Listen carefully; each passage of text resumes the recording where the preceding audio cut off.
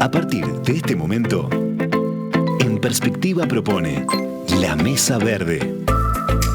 Una discusión que nos conecta con el futuro de nuestro país y el planeta. Es una presentación de Enkel Group y Arboreal, promotores en el desarrollo de la construcción con madera en el Uruguay, y BBVA para su programa de puntos en sus tarjetas de crédito. ¿Cuánta atención le prestan a la contaminación sonora? ¿Lo ven solo como un problema de convivencia o también un asunto medioambiental y sanitario?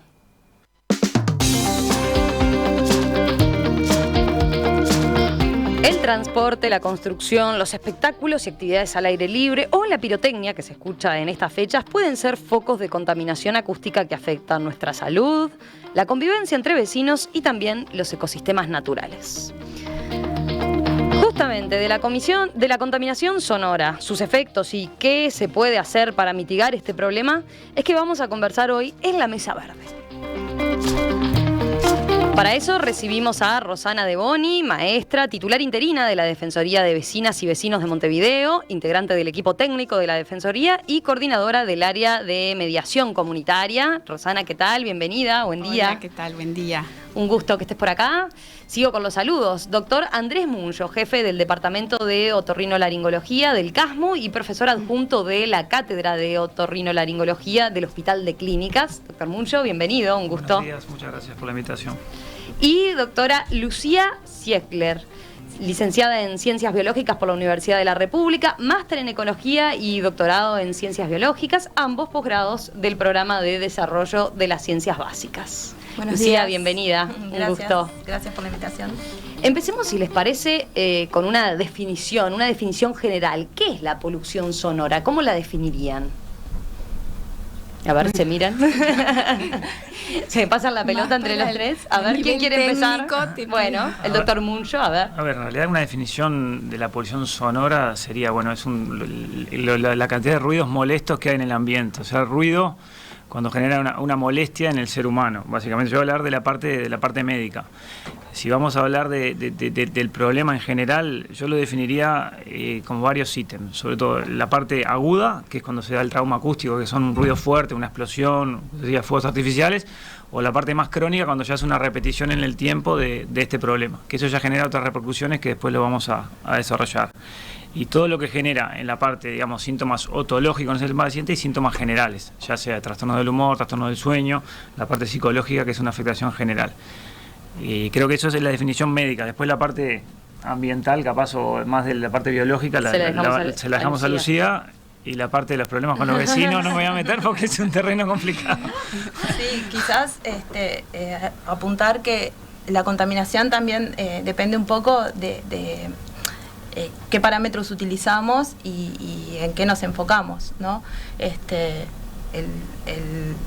sonido se mueve en un espectro muy grande y bueno, podemos estar enfocándonos en humanos y ahí tenemos reglamentación, tenemos límites de emisión sonora que están generalmente reglamentados en las distintas ciudades, pero cuando vamos a los ambientes más naturales no tenemos necesariamente una reglamentación que diga, o que mediciones y que diga, bueno, hasta cuánto se puede emitir, en qué áreas, y también tampoco contamos con información demasiado abundante ni clara sobre los distintos componentes de los sistemas naturales o los sistemas biológicos.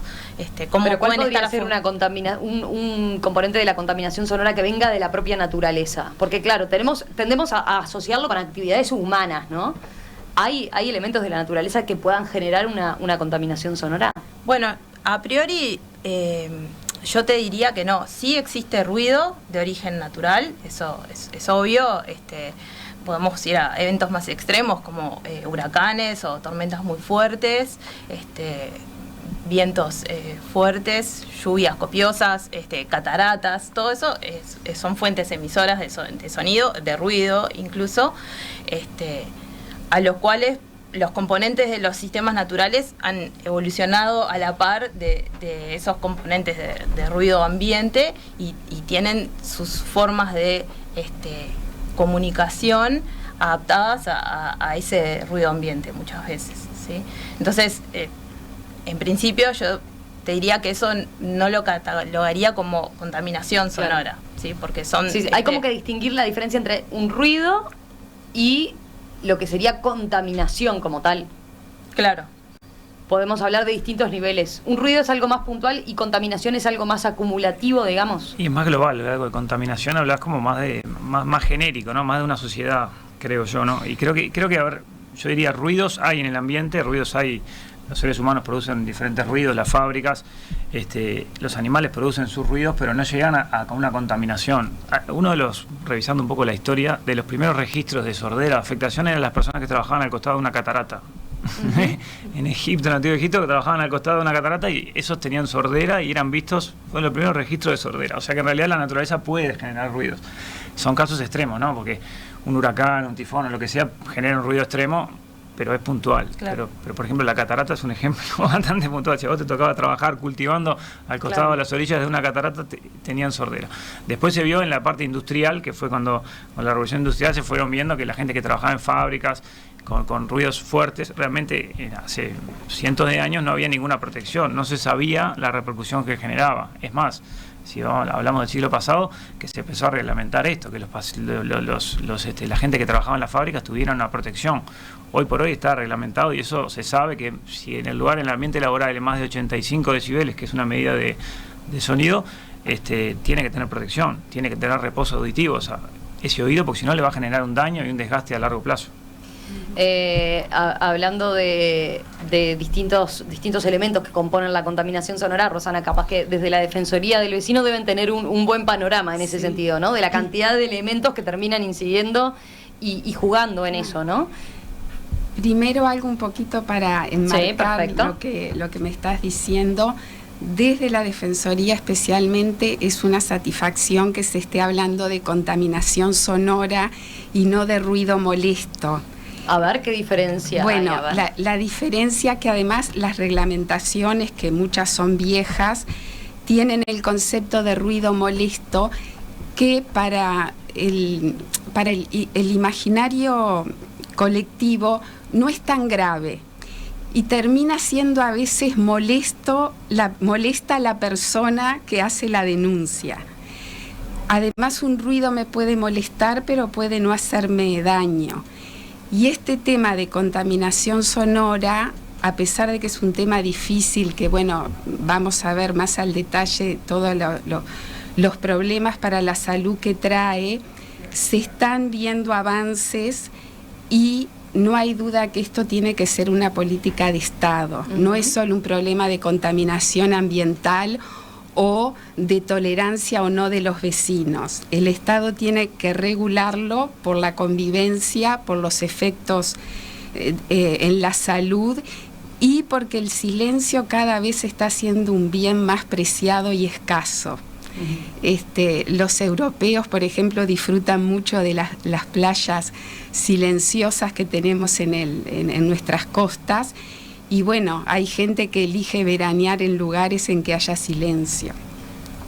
Y bueno, no sé si ahora querés que plantee un poco lo... ¿Qué tipo de denuncias y claro, planteos de vecinos llegan a la Defensoría y cómo los abordan ustedes para ver esa diferencia, ¿no? Entre ruido molesto y cuando es algo más global, ¿no? Claro, bueno, eso en la queja es muy difícil de medirlo, porque de repente es una persona que se queja de que al lado hay una discoteca que funciona viernes y sábado, ¿no? Pero bueno, esos 2 días la persona no duerme, tiene que trabajar al otro día, tienen a veces trabajos de riesgo, choferes, por ejemplo, es muy frecuente la queja de personas que conducen, que si no duermen al otro día le dificulta la tarea. Entonces, o sea, esa medición y esa diferencia entre ruido molesto y contaminación acústica, nosotros decimos a todo contaminación acústica. Entonces, los grandes grupos, y lo digo rapidito, unos son las actividades vinculadas al ocio, a la recreación, boliches, pubs, discotecas, comparsas. Después actividades vinculadas a la producción y al trabajo, empresas. A veces se dan pequeños emprendimientos que van creciendo y que en un momento no hacían tanto ruido, pero después sí, aumentaron las maquinarias, las turbinas. Hay zonas en Montevideo que se llaman mixto controladas, que quiere decir que puede haber un emprendimiento y una residencia. Pero bueno, es difícil a veces la compatibilidad. Otro gran grupo son los vinculados a los sonidos que producen las personas en sus propias casas. Y eso también a veces parecen exagerados, como el altoparlante, ¿no? O el grupo de jóvenes que se reúne sistemáticamente en un edificio que las reglamentaciones son muy laxas. Después, otro gran capítulo está vinculado a los animales, específicamente a el ladrido de los perros, ¿no? En nuestra ciudad hay más de 1,5 millones de perros y eso tiende a crecer y afectar. Y después, bueno, hay también el tema de templos religiosos, centros educativos, o sea, todos los emprendimientos de cualquier índole, si no están controlados y ajustados a la normativa, terminan produciendo daño. Bien, perfecto. Ahí ya tenemos un panorama bien amplio de todo lo que implica. Ahora, teniendo esa definición, ¿cómo se mide cuándo hay polución sonora? ¿A partir de cuándo se considera que hay polución? ¿Eso lo determina, decían hoy, cada ciudad? ¿O cómo es que se establece, digamos, un parámetro global para decir, bueno, acá hay contaminación sonora? Hay un decreto, ¿no? Sí, bueno, hay una ley nacional de contaminación acústica que si se aplicara totalmente viviríamos en un país nórdico sin lugar a dudas, ¿no? Pero no está toda reglamentada. Está sí reglamentado todo la vinculación a lo municipal. Ojo, que exista ya es muy importante, ¿no? Que como siempre la vida va delante de la ley, pero que exista la ley por lo menos marca un norte. En relación a la intendencia, están los decibeles permitidos, que es hasta 45, de 7 a 12 de la noche. Sí, estoy mirando acá, ¿no? Pero ahí la tendencia lo pone como ruidos molestos. No hay volviendo a eso, ¿no? No hay un parámetro entonces global de contaminación sonora. Sino, bueno, ruido molesto. En Montevideo se considera ruido molesto los que superan los 45 decibeles entre las 7 y las 22. Sí. Y 39 decibeles entre las 22 y las 7 de la mañana. ¿No? Medido dentro de una casa. Ahí está. Bueno, o sea, médicamente, cuando uno puede decir que hay contaminación sonora, pienso que es difícil, pero también no tenemos por qué llegar a la contaminación sonora para trabajar en el tema o sea, tú, Andrés, ves ya las consecuencias extremas de la acumulación. Hay un tema que me quedó pendiente ahora que decía Rosana, que uno valora la salud cuando la pierde, ¿no? Esa es la realidad. Por ejemplo, el silencio, la valoración del silencio es fundamental. Lo vemos en los pacientes que tienen zumbidos, que tienen tinnitus, que nunca están en silencio. O sea, cuando a las 10, 11 de la noche hay silencio, esas personas tienen zumbido. Imagínense lo que es vivir todo el tiempo con un zumbido, que pasa desapercibido en el día porque hay otros ruidos ambientes, pero es que está solo en la noche con ese zumbido y es muy frecuente. Algunos son secundarios a vivir en una sociedad con ruidos, otros a desgaste del oído, pero realmente es un problema.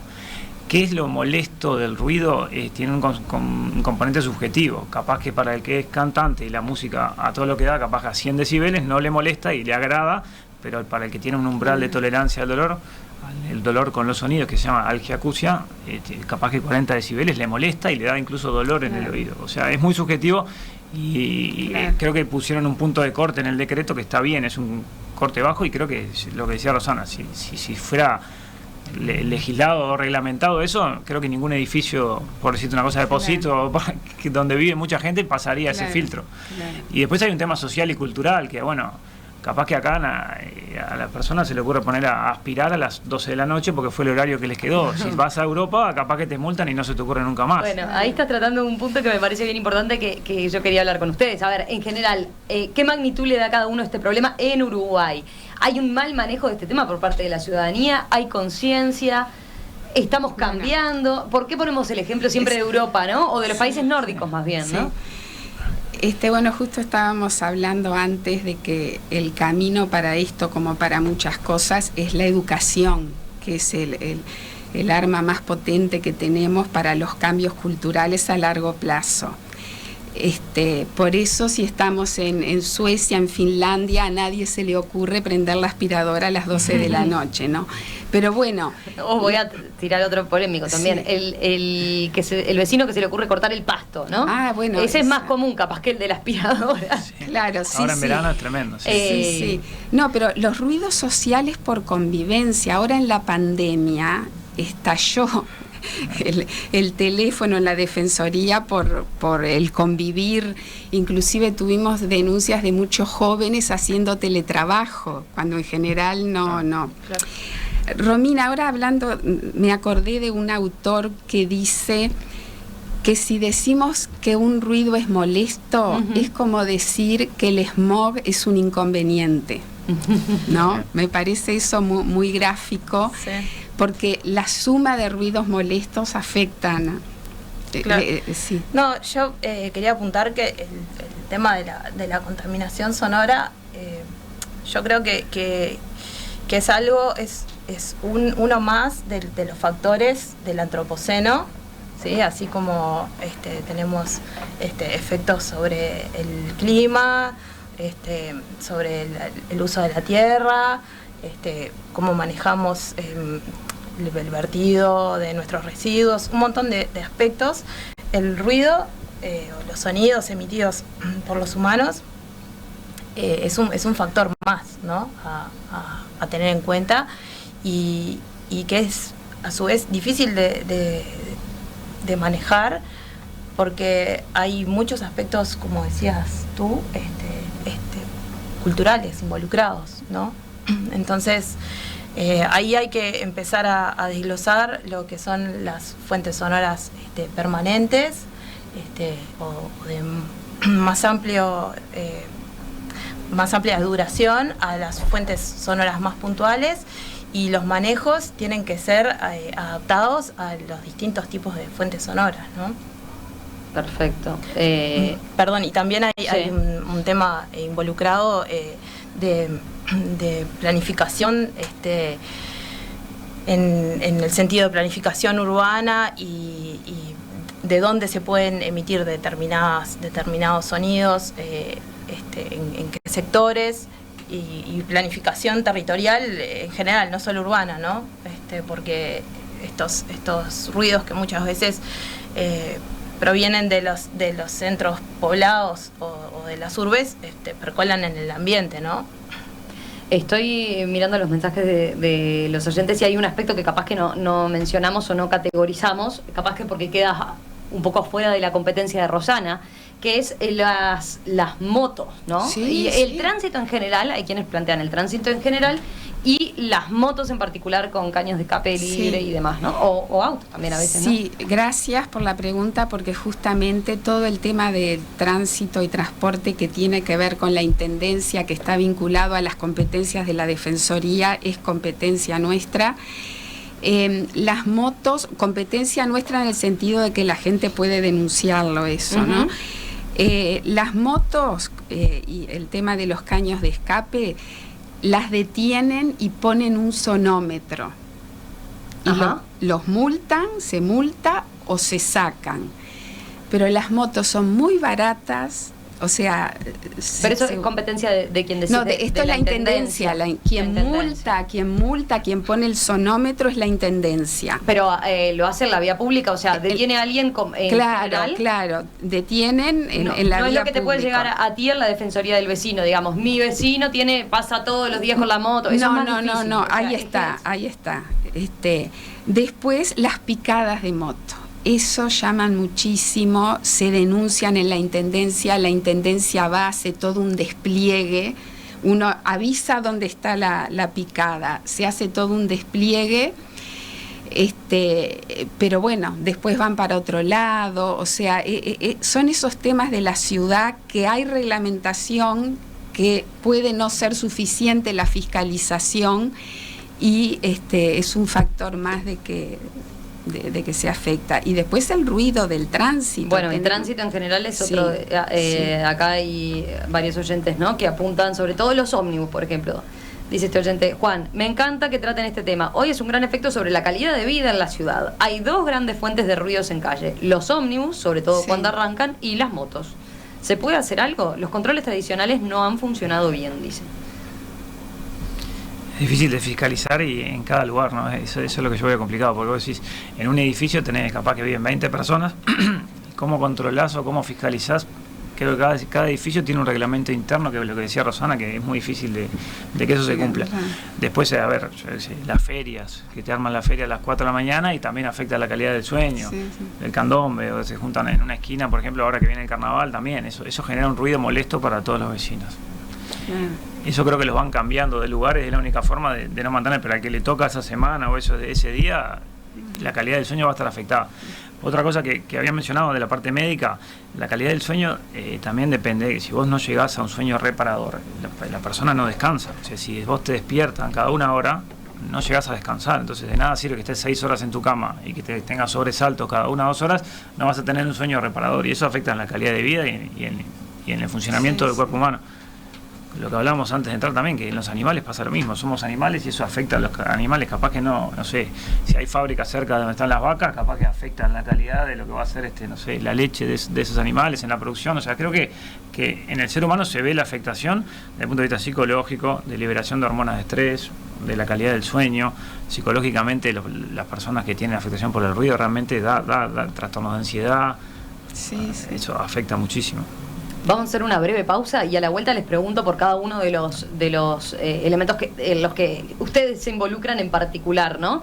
Para ver, entre otras cosas, eso, los efectos en la salud, los efectos en el ambiente, ¿no? En general, qué impacto puede tener la contaminación sonora en los ecosistemas, y también qué pasa con estas reglamentaciones. Rosana ya adelantaba, hay algunas carencias.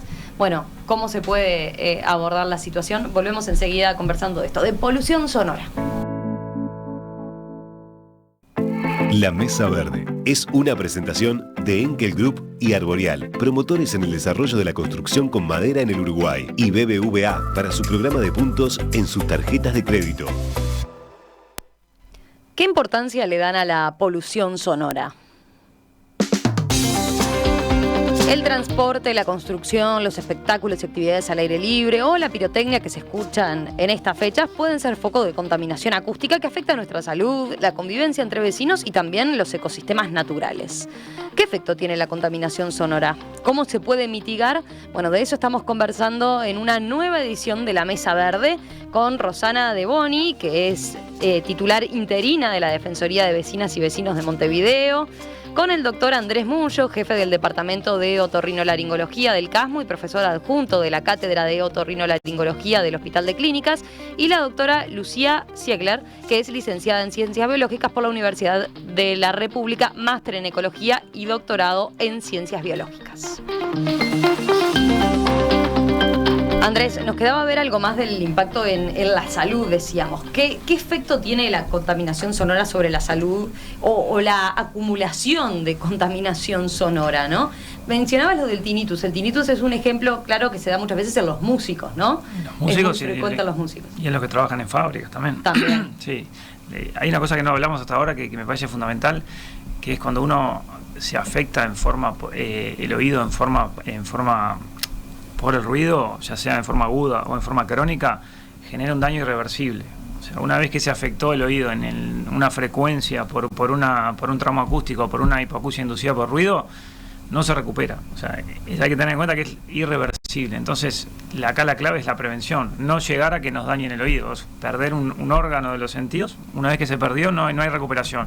Después está la rehabilitación con audioprótesis o con diferentes técnicas que se pueden hacer, pero una vez que nos dañó el oído el ruido, no hay vuelta atrás. O sea que, para que quede un poco para los oyentes ese concepto, que una vez que dañamos el oído, no hay vuelta atrás. Sobre todo en la gente que conscientemente utiliza, por ejemplo, los auriculares con música, todo lo que da. Ese es un concepto básico de los jóvenes que a veces lo ves por la calle y se escucha a 3 cuadras lo que están escuchando. Hoy hablábamos con Rosana antes de entrar que si vos, no sé si fue con Rosana, cuando la persona que está al lado está con auriculares, si yo te siento, ya está mal la cosa. Claro. Y decía, ahí está en un volumen elevado, que eso te está dañando tu oído, y hay oídos más frágiles al daño por ruido que otros, pero lo que decía hoy, una vez que se dañó el oído en la frecuencia que te produjo el daño, es irreversible, no hay vuelta atrás.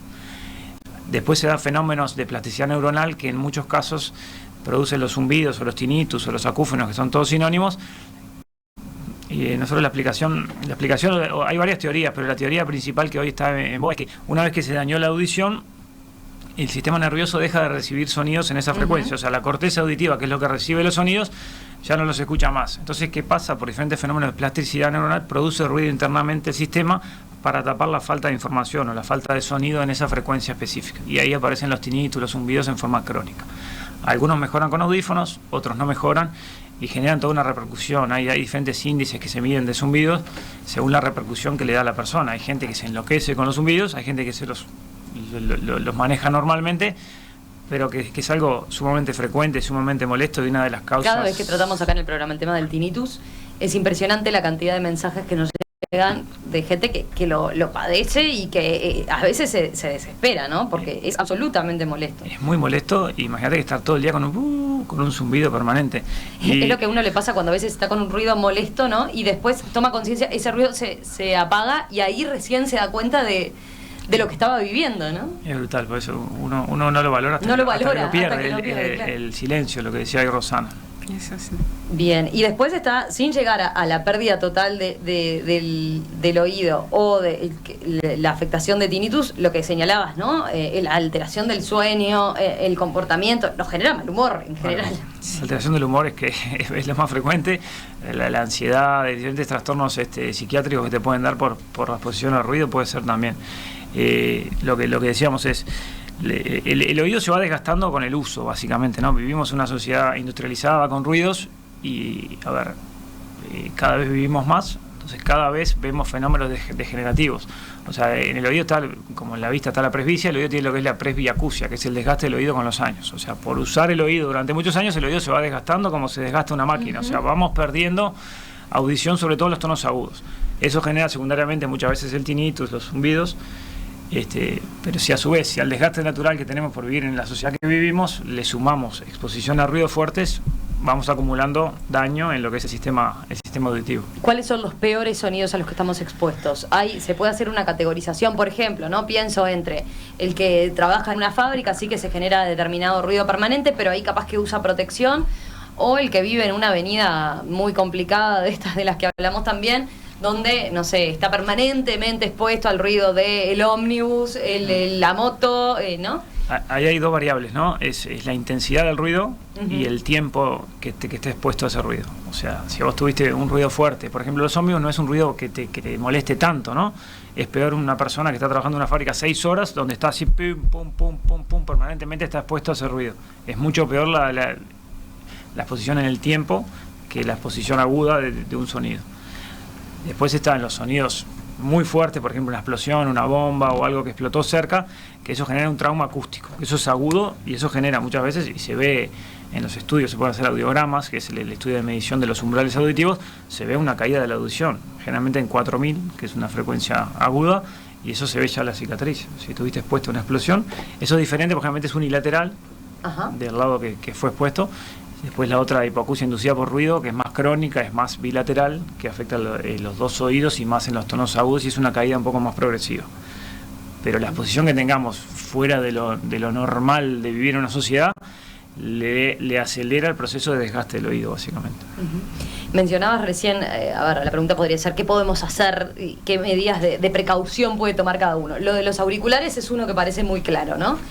Lo otro, bueno, señalabas antes lo de la normativa para quienes trabajan en lugares con afectación del sonido, que utilicen elementos de protección, por supuesto, ¿no? Eso hoy que decías, las medidas de decibeles, de 45 decibeles, o sea, en los trabajos es 85 decibeles la medida. Si en el ambiente laboral se debe medir eso por técnicos laboralistas, que en el ambiente laboral no haya más de 85 decibeles, sino todos los funcionarios o la gente que trabaja en ese lugar tiene que tener protección sonora y hacer un seguimiento. Debe hacerse audiograma, consulta con otorrino anualmente, porque ya si vemos que se está afectando la audición a pesar de la protección auditiva, porque hay fábricas que trabajás y supera muchísimo más los decibeles de esa medida. A pesar de la protección, el daño te lo puede hacer igual. O sea que en realidad no es que usando protección, la protección neutraliza un porcentaje, pero no te evita el daño, esa es la realidad. Bien. Previene, pero no estamos liberados del daño ese. ¿Hay algún elemento más de precaución que podamos tomar o tener en cuenta? Y no, básicamente Son esos dos. Son esos dos, evitar la exposición a ruidos fuertes. Y lo otro que a veces le recomendamos a los pacientes es, después que trabajó 6 horas en una fábrica, no se ponga los auriculares, tenga lo que se llama reposo auditivo, es que el oído descanse, básicamente, para hacerlo franco y claro, o en los turnos de descanso, bueno, estar en ambientes silenciosos para que el oído tenga cierto descanso. O sea. Bien, perfecto. Lucía, tu trabajo ha estado centrado en la interfaz biológica acústica. Sí. Expliquemos qué es eso, cómo afecta el ruido a los ecosistemas. Bueno, en general, la interfase biología acústica es muy amplia, ¿no? O sea, básicamente nosotros los biólogos trabajamos en temas de acústico vinculados a las señales que emiten los animales para comunicarse. ¿Sí? Y podemos abordarlo desde ópticas muy distintas, ¿no? Puede estar el interés en los mecanismos fisiológicos o morfológicos de producción de sonidos, en temas comportamentales, de comunicación.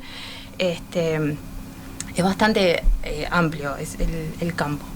Y la afectación en los ecosistemas es algo que se está trabajando, pero bastante recientemente. Ajá.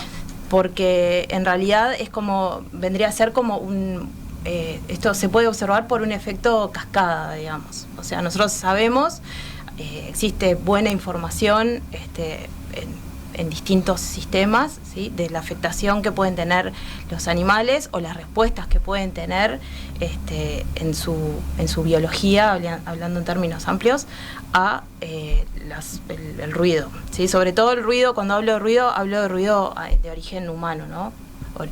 Ruido antropogénico.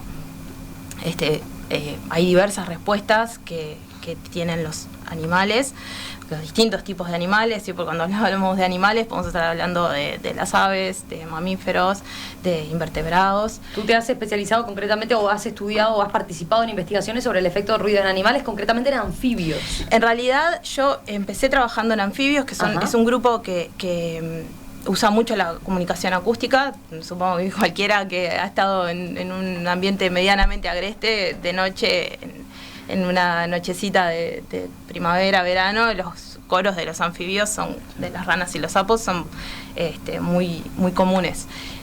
Yo no he trabajado con este grupo en efectos de ruido sobre estos animales. Esto fue lo que me acercó, digamos, a la acústica desde el lado biológico. Lo que sí estamos trabajando desde hace 4 años en un proyecto en Antártida sobre paisajes sonoros y ruido antropogénico. Ajá. Es un proyecto bastante reciente que tomó un giro interesante con la pandemia, porque empezamos a medir componentes del paisaje sonoro en Antártida. Sí, que en principio, y de hecho esto fue como una respuesta bastante común que tenía cuando contaba qué estaba haciendo con mi proyecto, y ahí no hay ruido de nada. Pero en realidad no es así. Es un paisaje muy rico en sonido, primero porque tiene muchos sonidos, lo que se llaman las geofonías o los sonidos naturales no biológicos, ¿sí? Producto del ruido del mar, del viento, los glaciares, ¿sí? Cuando empiezan a romperse, a caer el hielo al mar, ¿sí? Hay una fauna bastante rica, y además hay bases científicas en la Antártida que tienen actividad. En general tienen actividad en la campaña de verano, pero hay algunas bases que operan todo el año, ¿sí? Y de esas bases hay ruido de origen humano, ¿sí? Hay llegada y salida de aeronaves, de helicópteros, hay generadores operando para dar energía a las bases, hay carriers, que son los vehículos con los que nos movemos entre las distintas bases y a los puntos de investigación. Se usan barcos a motor. Entonces existe, y ahora existe una industria turística bastante fuerte en Antártida. Entonces empezamos a trabajar en esto, y la pandemia lo que nos trajo fue una caída en la actividad, lo que de alguna manera ahora estamos ya desde hace 2 años registrando en pandemia cómo es el ambiente sonoro en Antártida. Con menos actividad en relación a la época prepandemia. Claro, entonces lo que esperamos es ver o tener una comparativa, digamos, de lo que podría haber sido tener estos registros hace muchos años atrás, cuando había menos bases, menos actividad en la Antártida, y compararlos con años de actividad normal, y ver en este continente que tiene características muy especiales y donde se hacen esfuerzos muy grandes de preservar ese ambiente lo más prístino o intocado posible, ver qué está pasando en la dimensión acústica, ¿no? Todavía no tienen conclusiones de ese... Todavía no tenemos conclusiones, porque estamos en medio de este proceso, y aparte el procesamiento de esa información lleva mucho tiempo, porque son muchas horas de grabación. Pero lo que sí tenemos es empezamos por tratar de ver, bueno, qué sabemos del paisaje sonoro en Antártida, sobre todo en el ambiente terrestre, que es donde nos estamos enfocando nosotros. Y realmente esto es producto del trabajo de una estudiante que está haciendo su tesina de licenciatura en gestión ambiental en este tema, es que no tenemos información al respecto. Este es el primer proyecto, en principio, hasta donde sabemos, que hemos investigado bastante, que aborda este tema en el ambiente terrestre en Antártida. Bien. A la espera de esas conclusiones, entonces, a nivel de otras investigaciones en Uruguay, o quizás que hayas estudiado por tu disciplina en el mundo, ¿cuáles podrían ser los efectos más, quizás, que llamen la atención, ¿no? de lo que afecta la contaminación sonora en el ecosistema como tal? Bueno, los efectos son muy variables y están desde problemas de comunicación entre individuos de la misma especie, por ejemplo, ¿sí? Cuando tenemos fuentes de sonido que se solapan con el rango acústico que utilizan las especies para comunicarse, ¿sí? Las especies tienen como mecanismos, o podrían tener mecanismos, para tratar de mitigar ese efecto, y se sabe, por ejemplo, que en algunas especies estos mecanismos hacen que empiecen a cantar en frecuencias más agudas, porque generalmente los sonidos de origen humano... ¿Las ranas, por ejemplo? Las ranas, hay reportes en anfibios, hay reportes en aves, también en mamíferos, ¿sí? Pero le han encontrado la vuelta, digamos, empiezan a cantar en sonidos más agudos. Hay algunas especies que le han encontrado la vuelta. Esto puede tener otros efectos colaterales, ¿sí? Que los individuos o que los organismos puedan tener estos cambios en la frecuencia que utilizan. Puede estar afectando la comunicación, porque puede ser que ellos puedan cambiar la frecuencia a la que se comunican, pero el oído, como el doctor bien lo sabe, está tuneado, digamos, a ciertas frecuencias, a la audición en ciertas frecuencias. Entonces puede haber un desacople en la comunicación entre individuos. Si, por ejemplo, los machos utilizan para comunicarse determinadas señales, suben la frecuencia, las hembras están tuneadas a una frecuencia un poco más baja, y puede haber cierto desacople en el encuentro entre parejas, por ejemplo. Esto ha sido reportado en algunas especies. Pueden haber especies que no tengan esta capacidad, ya sea porque sus señales, su capacidad de emisión sonora se solapa completamente con los sonidos del ambiente y no tienen forma de escapar a esto, o porque es metabólicamente muy costoso hacer cambios en las señales, ¿sí? Esto en una parte. Después Y puede correr riesgo en ese caso de no poder reproducirse como tal, ¿no? Por ejemplo. Sí, hay algunas especies que usan claves migratorias acústicas, y cuando esto cambia pueden perderse. Bueno, por ejemplo, algunos de los varamientos de mamíferos marinos muchas veces se plantea que pueden estar debidos a fuentes sonoras submarinas que los hacen perderse. ¿Sí? Una pregunta que no sé si es extrapolable. En el ser humano, cuando pierde audición, está lo que se llama el trastorno de la discriminación, o sea que vos sentís el sonido pero no discriminás lo que te están diciendo. Eso se da con el desgaste auditivo. No sé si es extrapolable a los animales, pero somos animales.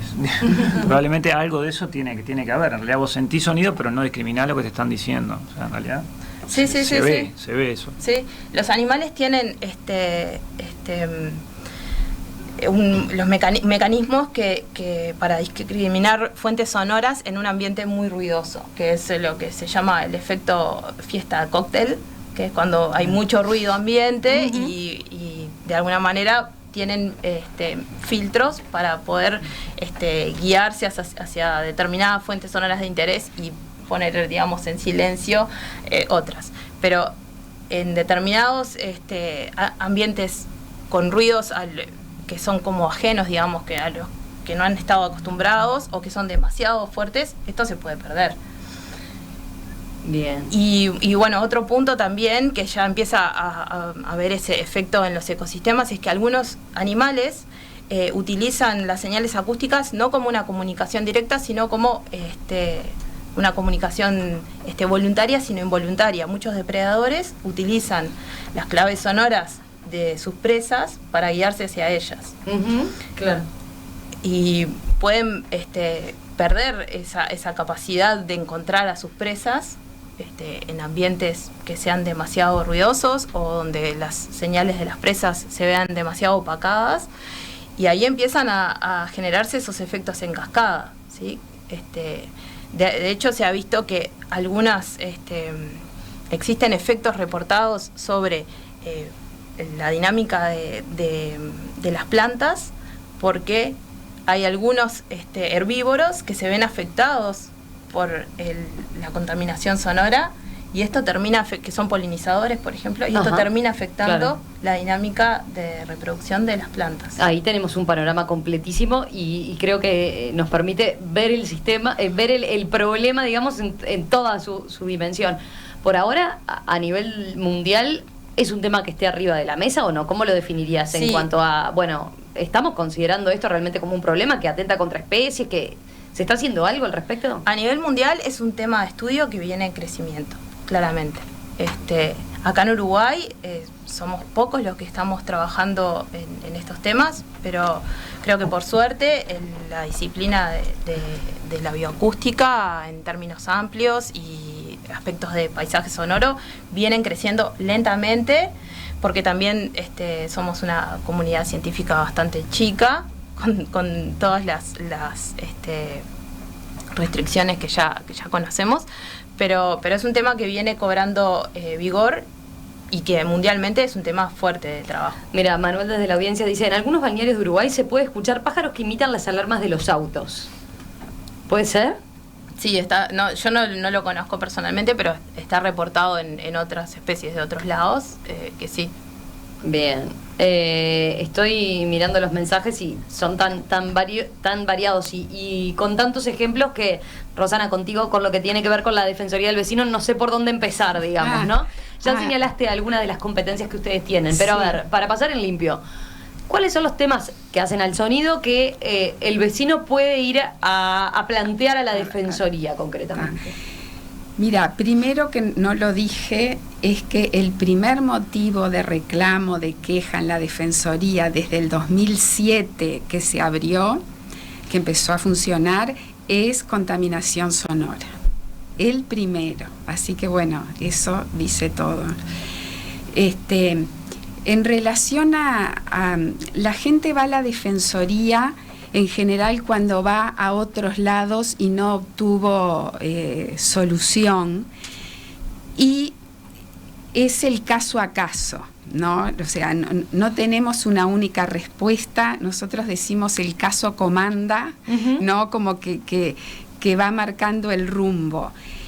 En relación a la gente cuando llega estresada, agresiva a nivel de la familia, porque tuvieron formas diferentes de encarar el tema. Sobre todo cuando está vinculado a los vecinos, un ruido emitido por un humano preocupa más en cómo actuar a que si me molesta la turbina de la fábrica, porque está mi vecino. Bueno, ahí se da la discusión familiar de voy y le digo algo, no le digo. Claro, claro. O uno vamos se enoja. a tener un problema permanente con el vecino. Y un problema más, además de él. Entonces, la gente fue a la comisaría. Cuando esté reglamentada toda la ley de contaminación acústica, acá la policía sí va a poder hacer. Bueno, porque un aspecto que conversábamos en la tanda es esa situación que se da muchas veces con vecinos que llaman a la intendencia y la intendencia les dice, no, acá no tenemos competencia, llame a la policía, claro. La policía llama a la policía y la policía dice, no, acá no tenemos competencia, ¿no? Claro. Es como Exacto. se pasa la pelota y quedamos los vecinos como en tierra de nadie. Dice. Claro, o sea, la intendencia dice, esto no porque es un ruido entre privados, no es una fábrica. La policía dice, no podemos ir porque no hay delito. Que de repente van, tocan timbre, hablan y eso un poco a veces sirve. Entonces, en muchos de estos temas llevan a veces años de solución. Por ejemplo, en las empresas que fueron creciendo y que la intendencia dice, bueno, se tienen que ir de acá porque ya la empresa no es compatible con este lugar. Dentro de 3 años se tienen que ir. Ahí nosotros, por ejemplo, utilizamos la mediación comunitaria. Bueno, ¿qué hacemos? Vecinos, empresa. Durante 3 años vamos a tener que convivir. Y bueno, ahí ya se hace una mesa de trabajo que muchas veces la propia intendencia la asume, participa. Y se llegan a determinados acuerdos que nunca tienen, en mediación los acuerdos nunca son legales, vamos a decir, formales. Son acuerdos que tienen como una fuerza moral. De las partes. De las partes. Compromiso de las partes por la sana convivencia, digamos. Ahí está. Y esa cantidad de denuncias que están vinculadas de vecino a vecino, que me invaden la intimidad. Una vez unos vecinos nos mandan una nota y nos dicen, ustedes imagínense que mucha gente entra por las ventanas de su casa y por la puerta y no les pegan, no los matan, no los agreden físicamente, pero todas las noches van y hacen ruido que no deja dormir y que ahora que tú comentabas todo lo médico me voy con más elementos para entender la situación, ¿no? Entonces, bueno, en muchos de esos aplicamos la mediación, que es voluntaria. Por eso tienen que las dos partes tener ganas, las dos o las varias partes, estar dispuestas a conversar. Muchas veces nosotros hacemos mediaciones telefónicas, por ejemplo, los centros educativos enseguida llaman y quieren solucionar el problema. ¿No? De repente no le dieron una respuesta inmediata al vecino, pero cuando se llama desde una institución pública, lo quieren solucionar. Después los templos religiosos no tienen reglamentación. Solo si tienen determinada capacidad los asimilan a lo que es un espectáculo público. Bien. Después, pero tengo 20.000 situaciones, ¿no? Bueno, a ver, sí, te planteo casos concretos para que nos digas qué se puede hacer. Sí. Bueno, uno que no mencionamos, cómo se soluciona, el tema cuerda de tambores. Bueno. Ese que debe ser uno de los recurrentes. Eso, y sobre todo en estas fechas, hay una anécdota graciosa que te muestra el tema de lo cultural, que nos dice un vecino, sí, yo llamé a tal oficina por las comparsas y me dijeron, ¿pero usted es uruguayo? No, ahí te muestra la dimensión cultural, y este es un tema que implica enfrentamientos. Nosotros armamos una mesa de diálogo, que es una herramienta de la mediación. Entonces estuvo el Departamento de Cultura de la Intendencia, que dicen, bueno, el candombe, patrimonio nacional, hay que apoyarlo. Y el vecino que tiene todos los días la cuerda, que no quiere saber de nada con el patrimonio cultural. No, si vive ahí, no. Claro, o sea, a veces pasa, mirá que yo he conocido gente que estaba encantada, pero se fue a vivir al Parque Rodó, al Barrio Sur, y bueno, empezó a sufrirlo de otra forma. No, pero de repente en los municipios tienen la denuncia de los vecinos también. O sea, dentro de la propia intendencia están las diferentes tensiones, y también están las comparsas, que es una expresión cultural que también tiene derecho a expresarse, pero ocupa el espacio público, ¿no? A esos vecinos que llamen a la Defensoría, porque se va a retomar esta mesa de trabajo, en los cuales, cuando funcionó, hubo un gran compromiso de los directores de comparsas, porque ellos no quieren tener problema con los vecinos. Claro. ¿Se busca alguna solución de que roten más seguido el lugar desde el que se juntan, por ejemplo? ¿Cuál es la solución que se puede ofrecer? Bueno, se han encontrado diferentes, algunas hablando telefónicamente con los directores de comparsa, ajustan, porque a veces, mirá que a veces el ruido es cuando la comparsa termina de hacer el circuito y se queda al final, y que se suma gente que no es de la comparsa, y a veces se soluciona así. Otras veces, bueno, se han cambiado algunos circuitos, y bueno, es un tema a seguir trabajando, es un tema, porque también tiene que ver, ustedes lo dijeron, con la intensidad. Antes no nos molestaba la radio del vecino, no molestaba, pero ahora todo el tema, el sonido del golpeteo en el tamboril, y multiplicado por muchos durante varias horas en la noche. Sí, claro. Sí, capaz que una vez no te molesta, pero después de forma recurrente, si 3, 4 veces a la semana te enfrentas a esa situación, sí pasa a ser molesto, ¿no? Tengo más situaciones. A ver, los perros, por ejemplo. Bueno, eso viste que yo hoy lo comenté, que hay una ley de bienestar animal y tenencia responsable de mascotas que está muy bien, pero que no está reglamentada, o si está reglamentada, puede ser que hoy día, no quiero dar mal la información, está reglamentada, quien debe ponerla en funcionamiento tiene limitaciones, habría que poner multas. Mirando otros países, hay una ordenanza en Estados Unidos que si un perro ladra más de 10 minutos, lo multan al dueño, por ejemplo. O sea, si eso está dentro de la ley, es porque está considerado un ruido perjudicial. Entonces, no, yo lo que les sugiero es que llamen al Instituto Nacional de Bienestar Animal, que se llama INBA, eso por ruidos, por ladridos. Y si es por temas de salubridad o acumulación de animales, esa es otra, porque no, una cosa es el ladrido de un perro, y ahí sí pueden hacer la denuncia en salubridad pública de la Intendencia. El tema, la música de los vecinos, cuando no interviene la Intendencia, porque dices es un tema privado. Bueno, no es un boliche, no es un vecino contra un boliche, es entre vecinos. Bueno, eso, los edificios, las cooperativas de vivienda tienen reglamentos, pero que en lo micro tampoco se cumplen. Estamos hablando de que no se cumple a nivel del Estado, que tiene medidas punitivas. Ahí es solo mediación.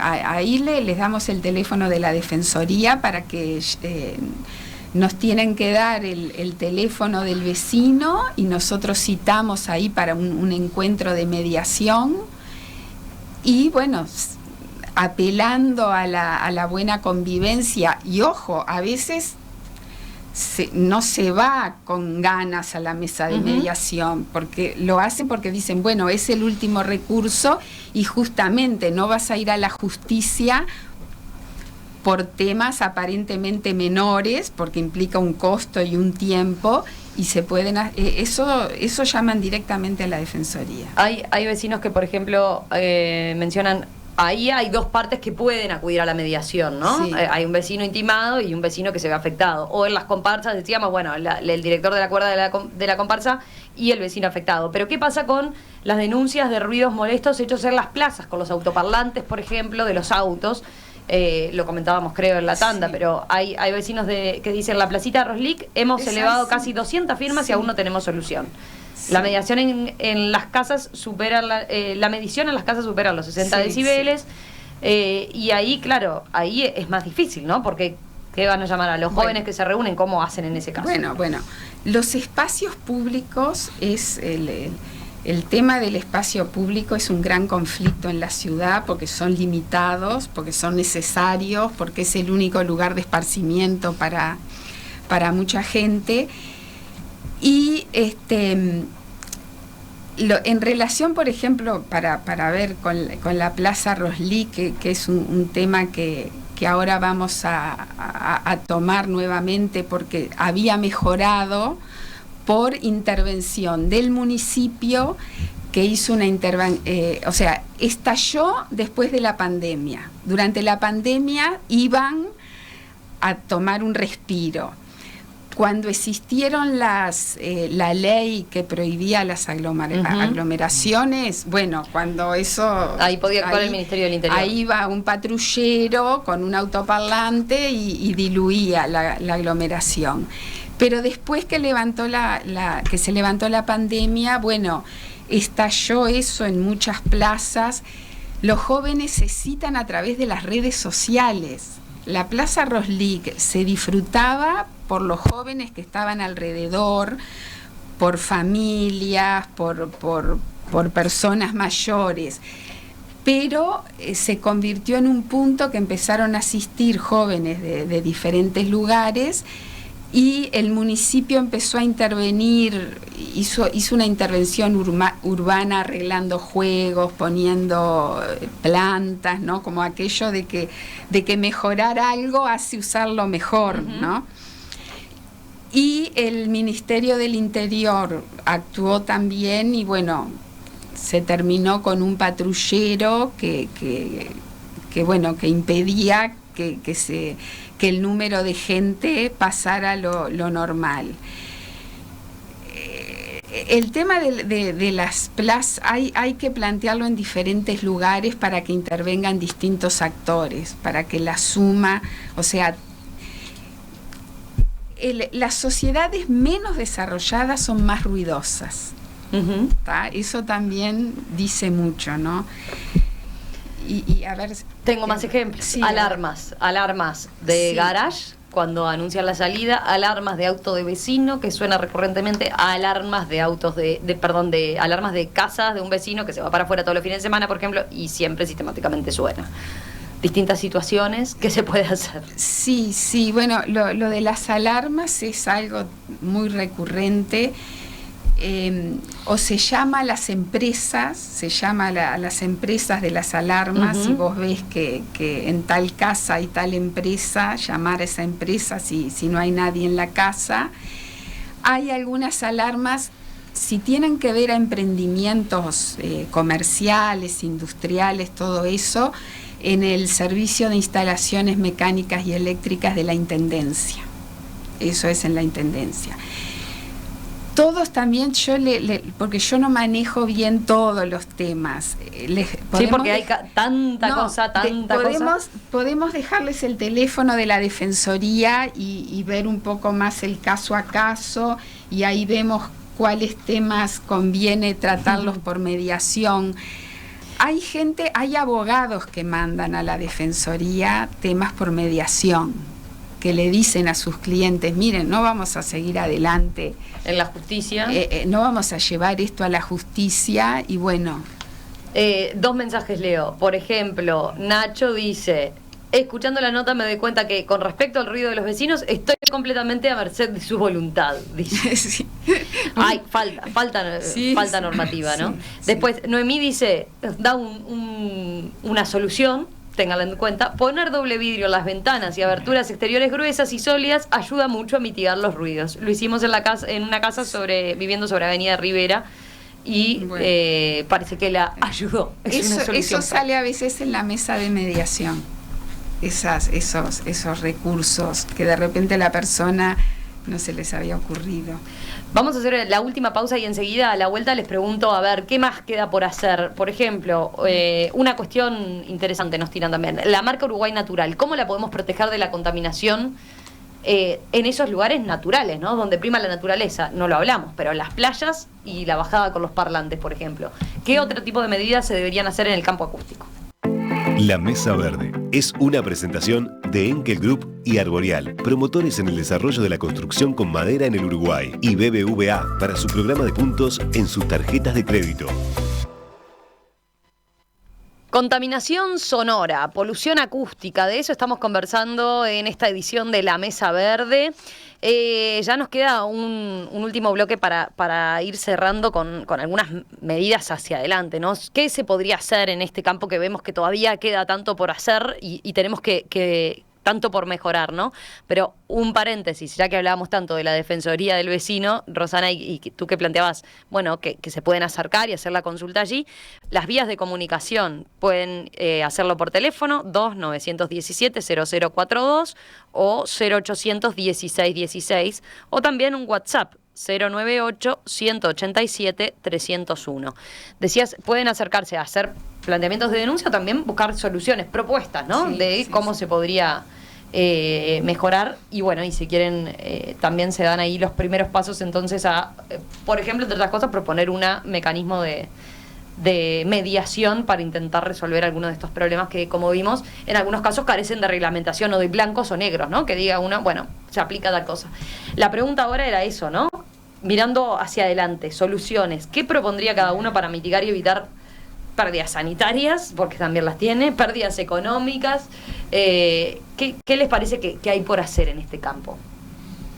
Yo, como había mencionado antes de la pausa, el tema de la marca Uruguay Natural, sí, y mencionaron el tema de las playas, y bueno, claramente ahí hay un montón en la parte sonora de ruido que estaría bueno empezar a tratar de reglamentar o de mitigar. Pero eso es, el tema Uruguay Natural es mucho más amplio, ¿no? También hay que pensar que existen un montón de otros ambientes donde podemos empezar a valorizar el hecho de tener lugares sin ruido. ¿Sí? Preservar, Uruguay, que haya como determinados espacios particularmente donde no haya más que el ruido natural. Estoy pensando, decías lo de la playa. Dicen acá, bueno, hay ejemplos de desembocadura en el Solís, por ejemplo, lleno de motos de aguas, o en lugares donde no se pueden escuchar las olas directamente por ruido, contaminación sonora en ese tipo de lugares. Claro, esos son lugares donde ya tenemos problemas y los problemas hay que gestionarlos, obviamente, ¿no? En esta dimensión y en otras dimensiones en los que haya. Pero también tenemos un montón de ambientes donde en Uruguay, por las características que tiene, donde la urbanización y la industrialización está bastante centrada en algunos polos urbanos, y unas pocas ciudades, hay mucho del territorio uruguayo que tiene poco nivel de industrialización, y eso hace que posiblemente, digo posiblemente porque no tenemos mediciones reales, pero posiblemente muchos de los lugares de las áreas protegidas, o de los territorios agrestes que tienen un atractivo natural para los turistas, uno de los atractivos que tienen es que no tienen o tienen una muy escasa polución sonora, que es algo que se mencionaba muy al principio del programa. Se sabe que cada vez hay menos sitios en el planeta que no tienen una huella sonora humana en términos de polución o de contaminación.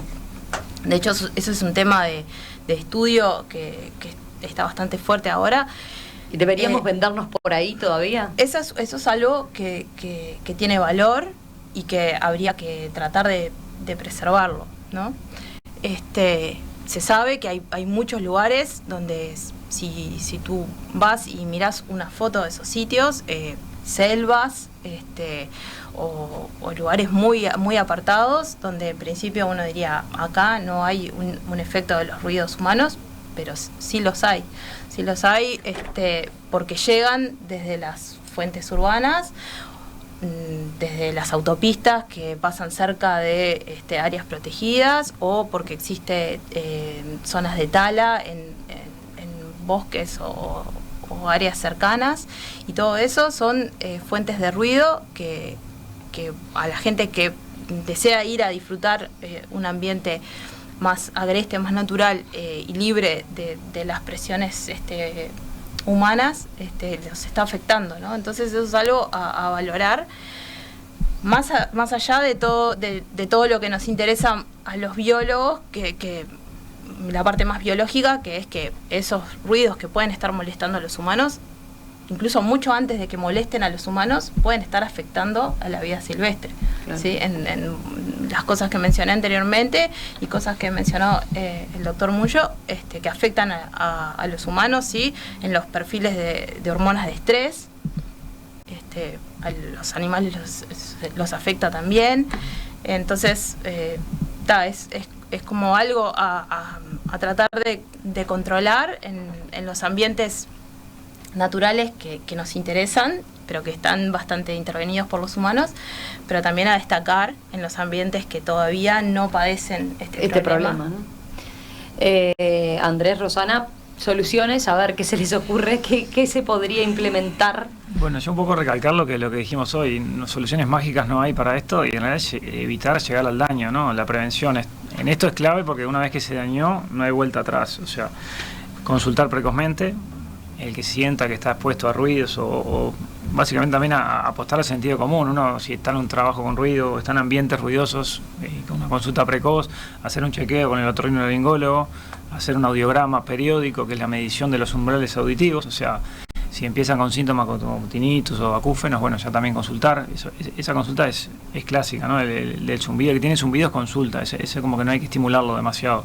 Pero sí el que trabaja en un ambiente con ruidos y le genera, capaz que escuchó esto, le genera una duda, hacer una consulta es una buena forma de tener un chequeo de su salud auditiva. Había un mensaje hoy más temprano que señalaba a propósito de la protección en los ambientes laborales. Mencionamos solo el caso de las orejeras, ¿no? Como protectores, pero señalaban, ¿no se puede trabajar mucho más en la fuente emisora todavía? Claro. Debería, esa sería la gran solución. Claro. Exacto, pero ahí eso te diría más un ingeniero o alguien que trabaje en fábricas que diga, bueno, ¿por qué las máquinas no han logrado trabajar sin ruido o disminuir los ruidos? Yo creo que eso va en el avance de la tecnología y vas logrando que produzcan por lo menos menos ruidos, o que cada vez hay menos operarios en la parte, digamos, en el grueso de las máquinas, ¿no? Uh-huh. Pero bueno, es así.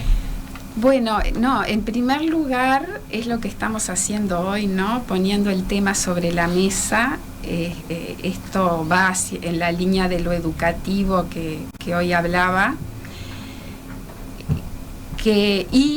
Para la Defensoría especialmente, porque es lo que hacemos y lo que nos da resultado, es formar, lo que decía, mesas de diálogo en los que nos sumemos actores interesados en el tema.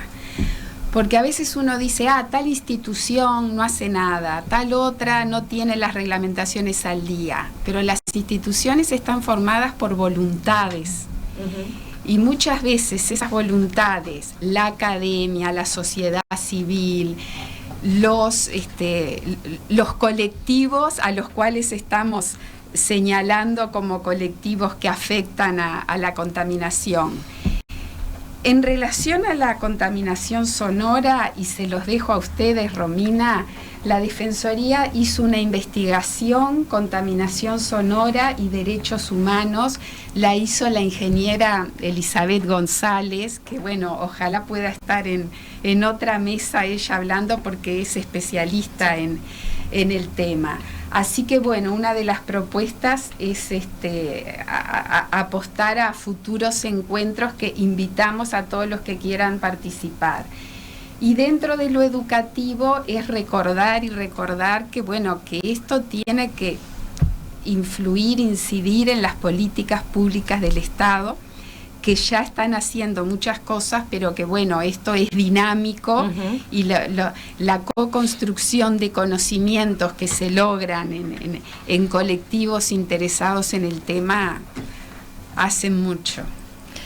Lucía Ziegler, Andrés Muncho, Rosana De Boni, gracias a los tres, gracias a los tres por participar en esta mesa verde. El tema evidentemente interesa y mucho, es muy amplio. Creo que en cualquier momento lo retomamos volviendo con aspectos puntuales de todo lo que quedó planteado acá. Tengo muchísimas preguntas para cada uno en particular, así que en cualquier momento los volvemos a convocar. Muchas gracias. Gracias a ustedes y gracias a ustedes. La Mesa Verde fue una presentación de Enkel Group y Arboreal, promotores en el desarrollo de la construcción con madera en el Uruguay, y BBVA para su programa de puntos en sus tarjetas de crédito.